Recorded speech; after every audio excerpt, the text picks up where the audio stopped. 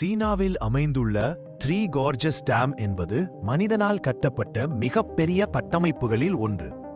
Yangtze நதியின் மீது அமைந்துள்ள இந்த அணை சுமார் 39 பில்லியன் கனமீட்டர் நீரை ஒரே இடத்தில் சேமிக்கும் திறன் கொண்டது. இந்த அளவிற்கு பெரிய நீர்த்தொகை பூமியின் மேற்பரப்பில் ஒரே இடத்தில் குவியும் போது அது பூமியின் நிறை விநியோகத்தில் மிகச் சின்ன ஆனால் அளவிடக்கூடிய மாற்றத்தை ஏற்படுத்துகிறது. பூமி ஒரு சுழலும் கோளாக இருப்பதால் அதன் மேல் உள்ள நிறை எவ்வாறு பரவியுள்ளது என்பது அதன் சுழற்சி வேகத்துடன் நேரடியாக தொடர்புடையது.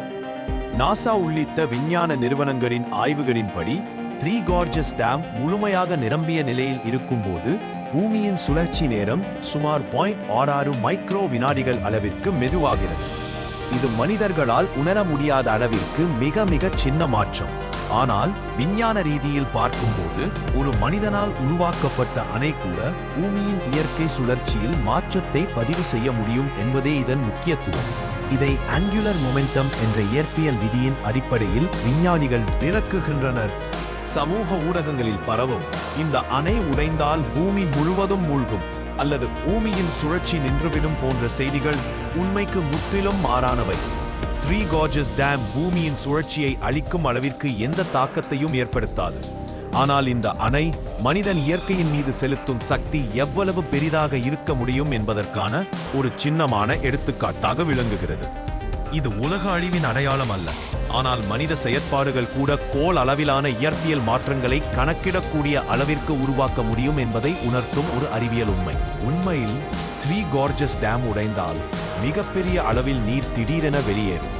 இதனால் அணைக்கு கீழே உள்ள பகுதிகள், குறிப்பாக யாங்சே நதிக்கரையோர நகரங்கள், கிராமங்கள், விவசாய நிலங்கள் கடுமையான வெள்ளத்தால் பாதிக்கப்படலாம். உயிரிழப்பு மற்றும் பொருளாதார அழிவு ஏற்படும் அபாயம் இருக்கும். ஆனால் இந்த பாதிப்பு பிராந்திய அளவிலேயே இருக்கும். அது உலகின் மற்ற நாடுகளையோ முழு பூமியையோ மூழ்கடிக்கும் அளவிற்கு அல்ல.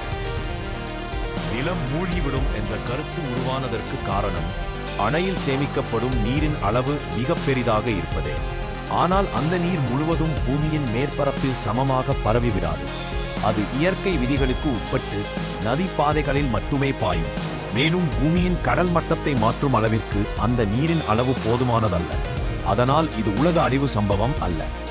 இந்த வகை செய்திகள் நமக்கு சொல்லும் உண்மையான பாடம் என்னவென்றால், மனிதன் உருவாக்கும் மிகப்பெரிய கட்டமைப்புகள் இயற்கையின் மீது பெரும் தாக்கத்தை ஏற்படுத்தலாம் என்பதே.